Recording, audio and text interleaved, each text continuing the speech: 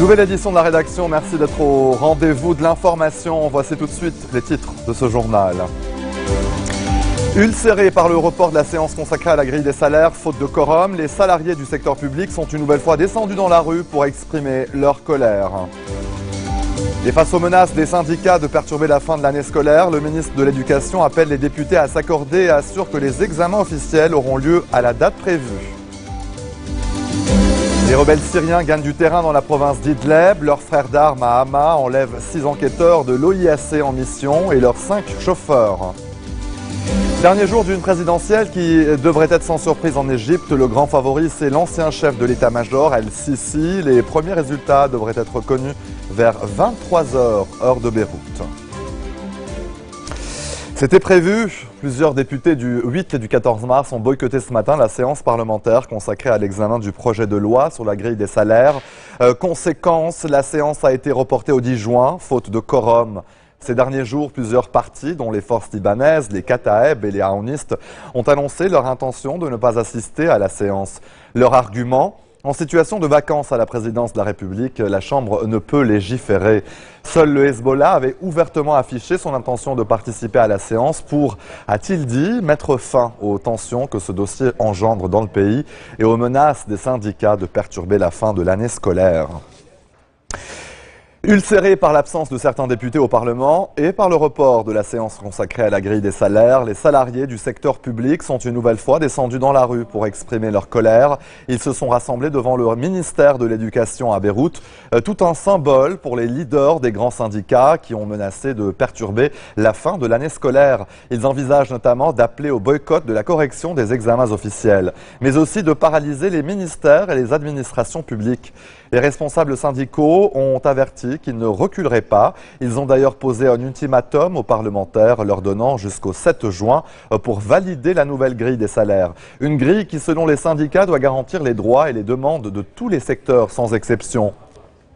Les négociations au Parlement butent toujours sur les moyens de financer la nouvelle grille des salaires, une grille rejetée par les organismes économiques et la Banque centrale du Liban. Leur argument, elle creuserait davantage le déficit public, ferait augmenter les taux d'intérêt et créerait une inflation qui plongerait le pays dans la récession.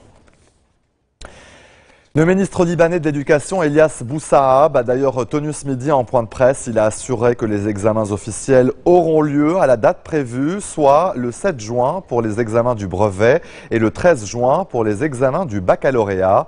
Le ministre a appelé tous les blocs parlementaires à s'accorder sur l'importance de résoudre le problème de la grille des salaires dans les plus brefs délais. Boussahab, qui n'a pas caché son soutien aux revendications des enseignants, a aussi indiqué qu'il soutenait le droit des élèves et de leurs parents quant au bon déroulement de cette fin d'année scolaire. Le bloc parlementaire du courant du futur a une nouvelle fois dénoncé le boycott par le camp du 8 mars des séances parlementaires consacrées à l'élection d'un nouveau chef de l'État. Dans un communiqué publié à l'issue de la réunion hebdomadaire du bloc, le parti de Saad Hariri a estimé que ce boycott porte un coup dur au fonctionnement des institutions et à la Constitution. Le courant du futur a aussi appelé tous les députés à se mobiliser et à assumer leurs responsabilités constitutionnelles en élisant un nouveau chef de l'État. Le bloc a par ailleurs salué l'impartialité du président sortant, Michel Sleiman, et son engagement en faveur des intérêts de la nation. Le candidat à la présidentielle libanaise, Henri Elou, a été reçu en audience ce matin par le Premier ministre Tamam Salam au Grand Sérail, le siège du gouvernement à Beyrouth. Il a notamment été question des tractations politiques en cours en vue de paver la voie à l'élection d'un nouveau président dans les plus brefs délais et éviter que le vide présidentiel ne s'installe dans la durée. Lors d'un point de presse, Elou a assuré que sa candidature à la présidentielle ne constituait pas une provocation à l'encontre de qui que ce soit. Il a en outre averti contre le basculement du pays vers l'inconnu si le vide présidentiel s'installait dans la durée. Et avec nous en ligne, Dr Antoine Sfer, spécialiste des relations internationales. Bonsoir, Monsieur Sfer. Bonsoir. Alors, peut-être c'est la question du jour. Le Parlement a-t-il le droit de légiférer en l'absence d'un président de la République, Monsieur Sfer? En effet, l'article 75 de la Constitution stipule d'une façon expresse et bien claire que le Parlement, en tant que conclave électoral, n'a pas le droit de faire quoi que ce soit s'il n'a pas élu un nouveau président. Alors ça, c'est un principe bien consacré dans les textes constitutionnels, ce qui veut dire que le pouvoir de légiférer donné au Parlement ne peut plus fonctionner tant que le Parlement est dans un état électoral. Alors c'est une question bien claire. Mais pour des raisons d'État ou pour des, si vous voulez, des circonstances revêtues d'urgence ou de nécessité quelconque, ou suivant les développements locaux ou régionaux, alors le Parlement peut légiférer, mais dans certaines mesures et dans certaines circonstances et dans certains domaines, si vous voulez. Et qu'en est-il, à votre avis, Dr Sfer, de l'intervention, de la démarche justement du l'ancien président Sleiman avant son départ, justement d'ouvrir une séance extraordinaire du Parlement à partir du mois de juin? Moi, je vois que c'était pas très constitutionnel, vu que le président, avec ce décret, avec sa signature, engage une étape juridique hors de son mandat présidentiel qui a expiré il y a quelques jours. Ça, c'est de un. De deux, si le pouvoir exécutif veut demander au Parlement de quoi que ce soit, alors c'est le pouvoir exécutif qui a tous les pouvoirs actuellement. Ce n'est plus le président qui finit et que son mandat est expiré il y a quelques jours.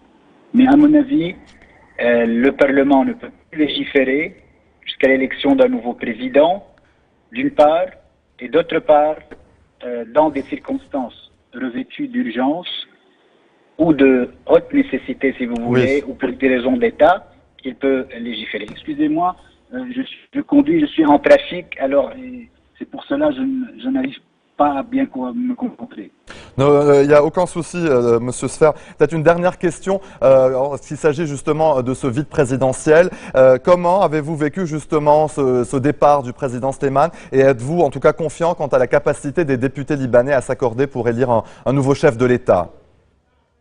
Alors, c'est malheureux que la présidence actuellement est vacante. On ne peut pas décrire la situation de vide. Il n'y a pas un vide dans la Constitution. Il y a toujours le principe de continuité de service public et des institutions constitutionnelles. Alors, par intérim, c'est le gouvernement qui prendra en charge les privilèges et les compétences du président de la République jusqu'à nouvel ordre. Mais, disons la vérité, on attend un mot d'ordre qui vient de l'étranger, principalement de l'Arabie Saoudite et de l'Iran, afin d'élire un nouveau président. Malheureusement, mais c'est une question de facto, on doit décrire la situation, on doit constater les faits tels qu'ils sont. Antoine Sfer, spécialiste des relations internationales, merci pour votre intervention. Restez des nôtres. Au retour de la pause, une rencontre symbolique entre les premiers ministres indiens et pakistanais à New Delhi.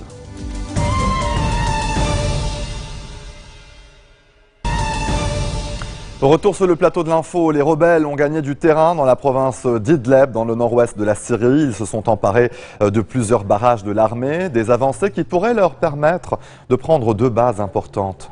Les rebelles ont intensifié leurs attaques avant l'élection présidentielle controversée organisée le 3 juin par le régime dans les seules régions sous son contrôle. Le scrutin que le président Assad est assuré de remporter a été qualifié de farce par l'Occident et l'opposition en exil. Par ailleurs, on reste sans nouvelles des 6 enquêteurs de la mission de l'Organisation pour l'interdiction des armes chimiques et leurs 5 chauffeurs enlevés ce matin par des rebelles dans la province de Hama, c'est dans le centre du pays. Deuxième et dernier jour d'une présidentielle qui devrait être sans surprise en Égypte. Le grand favori n'est autre que l'ancien chef de l'état-major qui a donc destitué l'ex-président Mohamed Morsi et traqué ses supporters. Les frères musulmans, dont le mouvement est retombé dans l'illégalité, ont appelé au boycott du scrutin. S'il est largement favori, le maréchal Abdel Fattah el-Sisi a besoin d'une forte participation pour asseoir son autorité, du moins du point de vue des observateurs internationaux. L'ancien chef chef de l'armée a tout de même un rival, le dirigeant de gauche Hamdine Sabahi, chef d'une coalition baptisée Courant populaire. Et donc il était déjà candidat lors de la présidentielle en 2012. Les premiers résultats devraient être connus vers 23 h, heure de Beyrouth. Jean-François Copé démissionne de ses fonctions de président de l'UMP en France, une démission qui sera effective le 15 juin prochain. Le chef du premier parti d'opposition l'a annoncé lors d'un bureau politique faisant suite au mauvais score de la droite aux européennes et à la large victoire du Front National devant l'UMP. Avec Copé, toute la direction jette l'éponge. Le président François Hollande s'est exprimé ce lundi soir après une cinglante défaite aussi côté socialiste. Le président, qui se réunit ce mardi à Bruxelles avec les dirigeants de l'UE, a dit son intention de réformer la France et de réorienter l'Europe, là où l'austérité a fini par décourager les peuples. Il a également dit son intention de réaffirmer au Conseil européen ce soir la priorité de la croissance et de l'emploi pour le vieux continent. La responsabilité de la défaite est mienne et pleinement mienne. Le secrétaire général du Parti socialiste espagnol, Pérez Rubalcaba, n'a pas mâché ses mots. Un immense ménage va être fait au sein de ce parti qui enregistre son pire score. Une nouvelle direction en juillet et des primaires auront ensuite lieu donc pour élire un nouveau leader. Rubalcaba a voulu en tirer toutes les conséquences. Dans un pays où les politiques ne démissionnent presque jamais, il fait ses valises donc après 4 ans à la tête d'un parti qui ne cesse de perdre du terrain. Avec le départ de Rubalcaba et de son équipe, c'est une page d'histoire qui se tourne en Espagne, celle d'une formation aussi qui a perdu le contact avec ses électeurs et qui a aussi perdu la capacité d'incarner un changement dans une Espagne en crise. Au deuxième jour d'un combat acharné, les autorités ukrainiennes affirment avoir repris le contrôle de l'aéroport international Serge Provolkiev de Donetsk. Toutefois, des tirs résonnaient encore ce matin aux abords du bâtiment. Cet assaut a fait une quarantaine de morts, essentiellement des pro-russes, selon le maire donc de Donetsk. Alors que l'élection présidentielle s'est tenue ce dimanche en Ukraine, le bassin minier du Donbass reste en proie aux violences. Les hommes qui se sont emparés de l'aéroport international dans la nuit de dimanche à lundi disent être des représentants de la République populaire de Donetsk, proclamée par les rebelles à la suite du référendum du 11 mai. Au point mort depuis 6 ans, le dialogue entre l'Inde et le Pakistan semble reprendre doucement. En témoigne la rencontre symbolique entre le nouveau Premier ministre indien, Narendra Modi, et son homologue pakistanais, Nawaz Sharif. Les deux hommes se sont entretenus pendant presque 1 heure ce mardi. Dans une ambiance plutôt détendue a été abordée notamment la question des échanges commerciaux entre les deux pays, mais aussi celle des groupes anti-indiens opérant depuis le territoire pakistanais. En invitant Nawaz Sharif, qui est depuis son premier jour, depuis la prise de ses fonctions le mois dernier, Narendra Modi a donc beaucoup fait preuve d'ouverture envers son voisin musulman. Mais l'Inde et le Pakistan se sont livrés 3 guerres depuis 1947 et la méfiance entre les deux pays persiste. C'est ainsi que se referme cette édition. Tout de suite, le rappel des titres qui ont marqué l'actualité de cette journée. Ulcérés par le report de la séance consacrée à la grille des salaires, faute de quorum, les salariés du secteur public sont une nouvelle fois descendus dans la rue pour exprimer leur colère. Et vous le voyez, le ministre de l'Éducation annonce que la tenue des examens officiels aura lieu donc bien à la date prévue. Les rebelles syriens gagnent du terrain dans la province d'Idleb. Leurs frères d'armes à Hama enlèvent 6 enquêteurs de l'OIAC en mission et leurs 5 chauffeurs. Les derniers jours d'une présidentielle qui devrait être sans surprise en Égypte. Le grand favori, c'est l'ancien chef de l'état-major Al-Sisi. Les premiers résultats devraient être connus vers 23 h, heure de Beyrouth. Merci de votre attention. Retrouvez-nous tous les jours à 16h40, heure de Beyrouth. Vous pouvez également nous suivre en ligne sur notre site web ou en téléchargeant notre application mobile. Excellente soirée à toutes et à tous. Vous retrouverez Noura Eul à la barre du prochain JT. Et quant à moi, je vous dis à très bientôt.